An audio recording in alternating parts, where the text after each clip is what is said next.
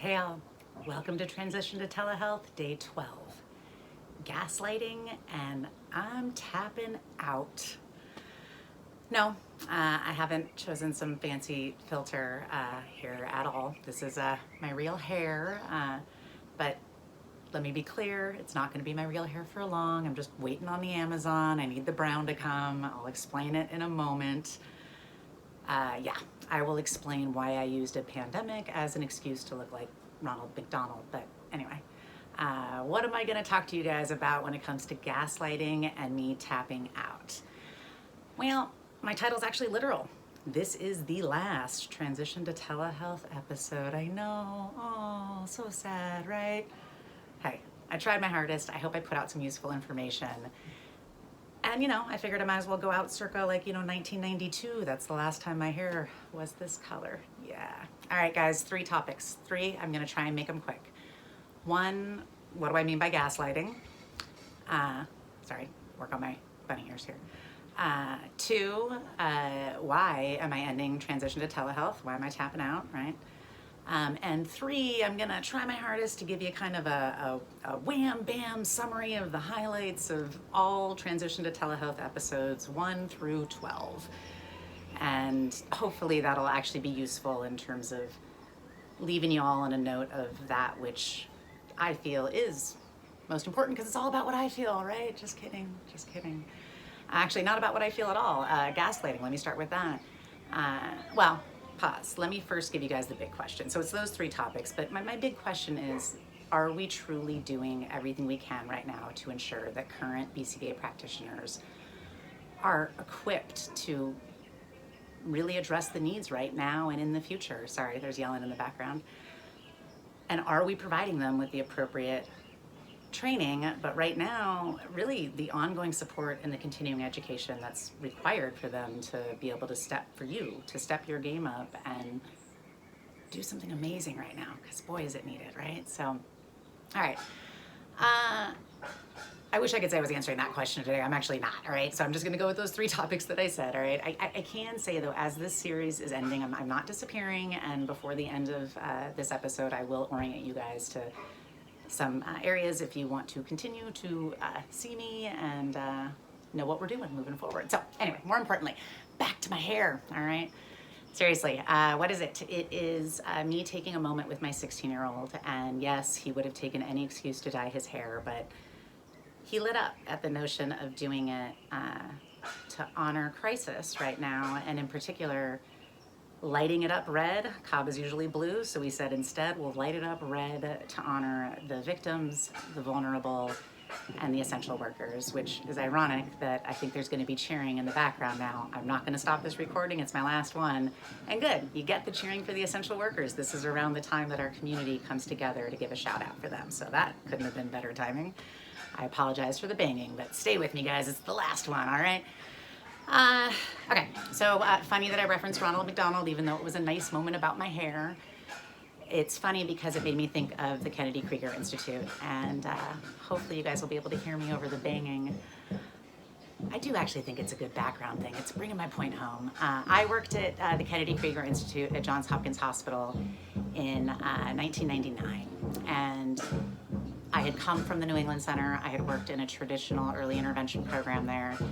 And then suddenly I was thrown in padded session treatment rooms running experimental functional analyses with adults and people with severe problem behavior. And it was a great way to start my career. And the Ronald McDonald House was nearby, and families would come and they would stay at the Ronald McDonald House for little to no money, thank goodness, for amazing volunteers like what you're hearing now, although not all volunteers, obviously essential workers are paid employees, but based on donations, the Ronald McDonald House existed, and therefore families were able to come and live there while their child had to be hospitalized due to the severity of their problem behavior. So I didn't really think about the levels of me doing this ridiculous color, especially for this last episode. So anyway, guys, so I think of the story often, but when I was reflecting on it, the first time I realized that I looked like Ronald McDonald, I realized that, wow, it's a totally different reflection right now than it's ever been before. And that's because we're in a new reality, right? And suddenly I was thinking, wow, where are those families that I knew of then? What are they doing right now? Are they okay? Are there designated caregivers? Are there conservators, excuse me, passing away right now? And what about all the families that were on the wait list to be at Kennedy Krieger right now and then suddenly are in quarantine and they were actually ready to pull the trigger and go stay at the Ronald McDonald House while their child received inpatient or partial inpatient hospital treatment for the severity of their problem behavior? Oh my goodness, I'm sorry, I don't mean to be all dramatic, but I really wanted you guys to know where I was coming from. So needless to say, this crisis that we're all facing together right now, it made this a very different moment of reflection for me. And again, we're simply just in such a different reality. So what did this make me think of? This made me think of a COVID-related article that I noticed that was going around that was called, I think it was like Prepare for the Ultimate Gaslighting. So that's where that title comes from. So I'm still on my number one. What did I mean by gaslighting? All right. There was one sentence in particular. The author said that this is an opportunity for us to take a great pause. I think he made reference to being like on a treadmill and suddenly bam, like it just stops and you fall on your face. And I think he made like a Peloton joke and I think he actually said what the F just happened, all right? And this moment of us realizing what we're going through right now. And he was really saying, I hope you will consider that this is unbelievably incredible and it gives us an opportunity. And I noticed this article getting shared, and it was shared by people who I typically seem to, value their opinion. Not that I don't value the opinion of everyone that I'm fortunate enough to be connected on this amazing virtual reality that we're in right now. But anyway, people who I know a little bit better were sharing the article. And so I took a closer look at it, and that one part stuck with me, the pause kind of concept. But the part that really stuck with me is he actually gave like a little plea near the end. I think it was the second to last paragraph. I linked to this in the description for you guys. And he basically said, I think it was like citizen to citizen, I beg of you to take a deep breath. I don't know why I just gave that language. I totally decided I know what this guy sounds like, sorry. He said, take a deep breath. I think it was something like ignore the deafening sounds. He was talking about the madness. Boy, this could not be more apropos. Sure hope you guys are staying with me. What did he say? He said, this is an opportunity, though, for us to consider a new normal and to reset what we've been doing to this point. And he specifically said an opportunity to get rid of the BS. He used the real word, just like he used the real F word, but I'm going to keep this PG-13, I guess. To get rid of the BS and to take this opportunity to decide what we want to put back in our life when we come back to whatever opportunity for normal there is. And it got me thinking, and I thought, wow, what's the BS in my life? And I actually create a lot of the BS in my life. So the notion of getting rid of it, I realized quickly, is step one for me to accept that I'm creating a lot of it. I place myself in situations that create the BS for me. And, I place myself in situations that set the occasion for me to self-identify as being insecure or invoke my social anxiety. And then with these added labels, I'm kind of more likely to experience those common thoughts. So anyway, when considering this series and how I wanted to end it and thinking about that gaslighting article and the notion of getting rid of the BS and bringing back what works for me or for us, I thought, all right, I'm going to end the Transition to Telehealth series. Now, I'm not ending this series because this series is the BS by any means. Actually, we realized quickly there's some great content, and not to like pat my own back. This is the product of my entire team that has stepped up incredibly in the last month. And we realized, all right, people are asking for CEs. Let's take a pause and let's repackage this in a way that we can also give you guys that added benefit. See, he's excited, right? He was like, hey, CEs, yay. This is crazy. All right, perfect way to end it though. Perfect way to end it. So, all right, so BS aside, I'm not saying I'm ending it because it represents the BS. I'm the one that creates my own BS, all right? How many times have I said BS? But in terms of that second part of thinking about what works for me and what I want to add back in my life, I was quick to answer that. I'm like, you know what works for me? What works for me are more direct interactions with people and not just talking at you guys. So I'm not disappearing, but before I explain that, let's pause, all right? So I've explained the gaslighting part of it. Hopefully you understand what I mean by tapping out of this. There's great content. We're gonna put that together in a different format. So I've done number 2. So before I tell you our next plans that I was just referencing, specifically how I plan to do less talking at you, let me do my third topic. What was my third topic? Wait, oh yeah. Hey, my third topic was this whole darn thing, right? So my wham bam summary punchlines, if you've been watching me, of these 12 episodes, because going back, I was like, wow, what exactly have I been so vulnerably talking to you guys about for 12 episodes? You know, why was I feeling anxious and insecure? And part of it's because I post it and then just have to wait. So I'm excited for a next phase, which again, I'll talk about in a second. But my third point, my wham bam summary, let me see if I can do it for you guys. Episode 1, when I looked at this today and thought I'm wrapping this up, it was March 18th. So it is 4 weeks of magic, guys. And I'm not saying I'm magical, let me clarify again. I just looking at it, I was like, wow, this really represents incredibly dynamic content development that, again, was done by an amazing team of clinicians at CABA. So you know who you are, guys. So I just want to say thank you. This has been fun, and I'm looking forward to bringing back what works for us in our lives, right? Getting rid of the BS. All right, guys, so here goes. What did I do in 12 episodes? I'm going to rattle off some titles. I initially did an introduction and some activity schedules. I think from there, I went to adjusting your clinical programming. I think I then jumped into some caregiver training related issues. I definitely tackled essential versus medical necessity. I remember doing another ugly cry. I brought up the TRICARE report. Effective communication. I gave you guys my AEIOUs. So if you guys haven't watched these episodes, man, now is the time, right? Oh yeah, video killed the radio stars. Telehealth gonna kill ABA. I went down that path, kind of bringing us to our basics, I think I kept saying. Medical necessity, that not being the question, but us adapting to that medical model.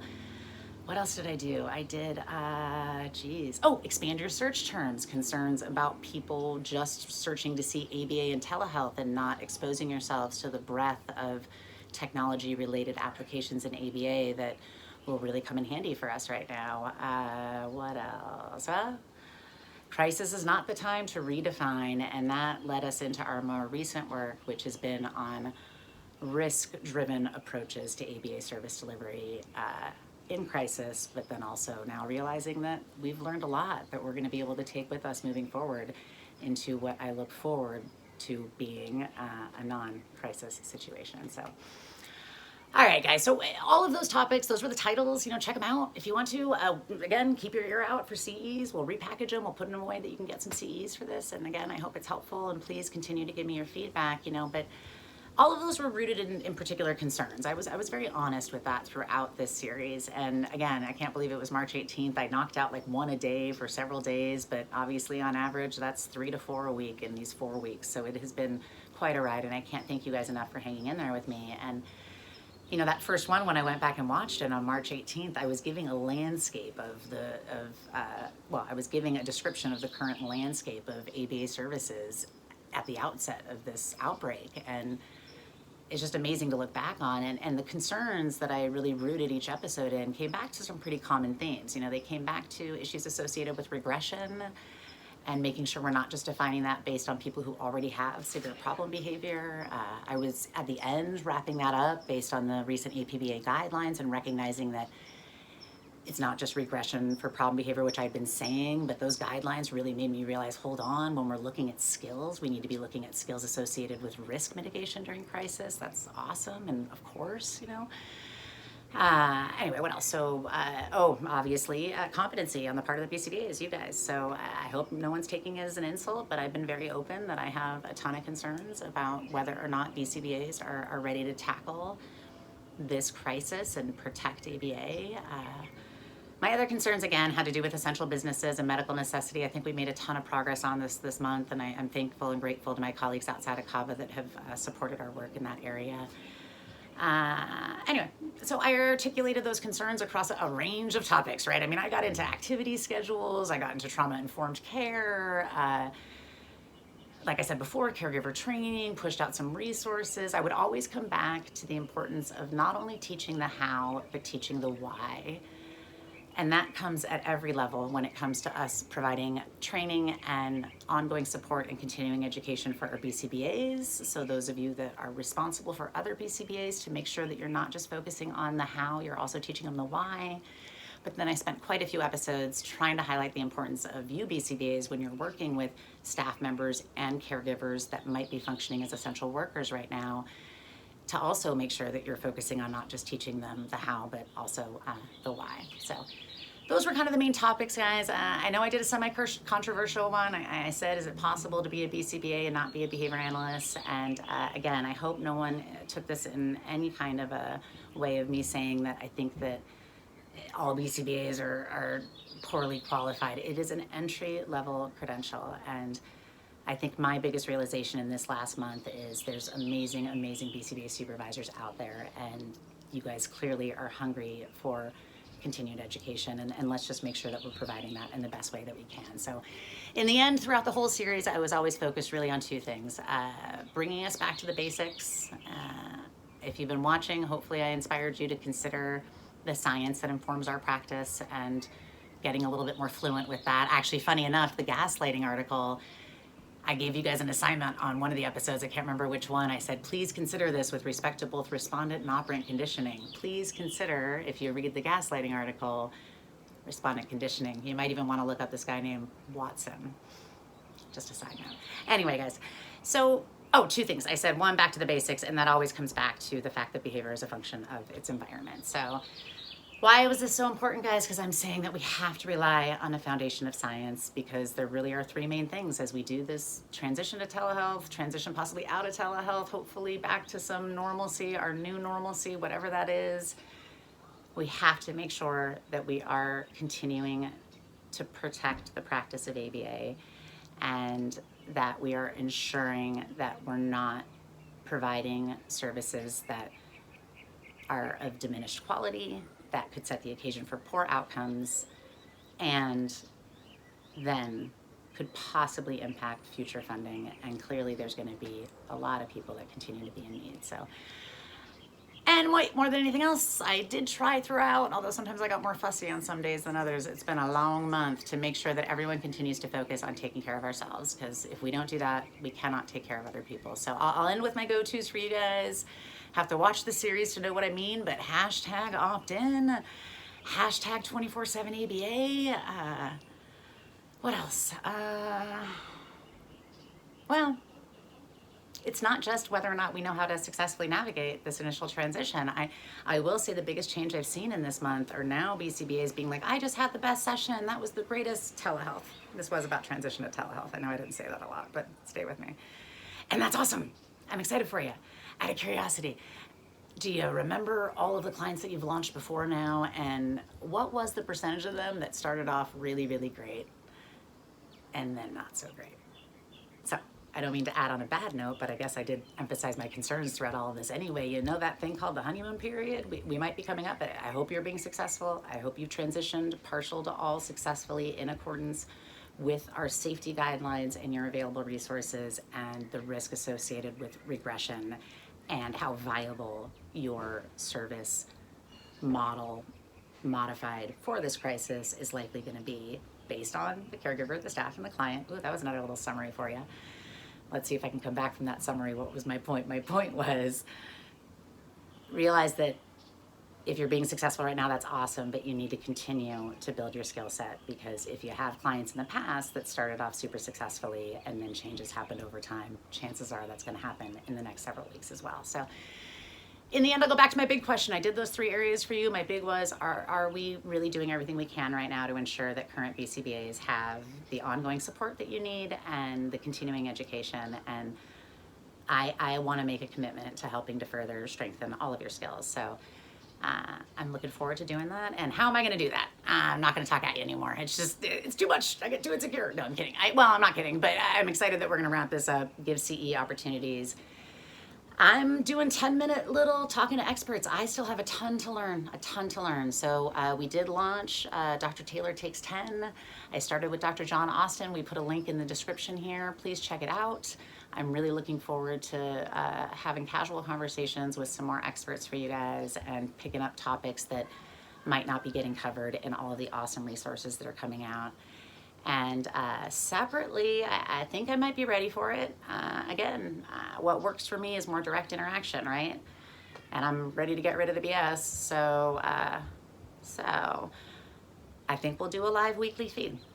And please keep an eye out for it, because I'm nervous, but I think I can do it. So I'm gonna bring on a couple team members. We'll do a little not full Brady Bunch. We'll make my face a little bigger, but I'll have those guys in there ready to manage the chat session, and we'll do it. We'll do it once a week, and I'll probably do it for about an hour. And I really hope those of you that stuck in this long to watch this episode will keep an eye out for it and jump on in that first time, so I can see if it's something that's useful, because I'm ready. I'm ready to be clear on that which I know, and boy, that which I don't know, and own it, and build on this amazing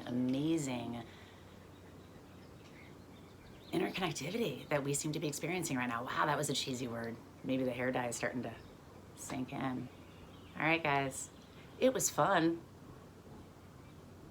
Yeah, let's hope we don't have to, do this again, but I appreciate everyone getting to know my backyard. I'm excited that I got to end looking like a Ronald McDonald. Oy vey, oy vey. Make sure you're taking care of yourselves. If you're not taking care of yourself, guys, we certainly can't help others, and boy, do they need us. Thanks, everyone. It was fun. See ya when I'm not talking at ya. Take care.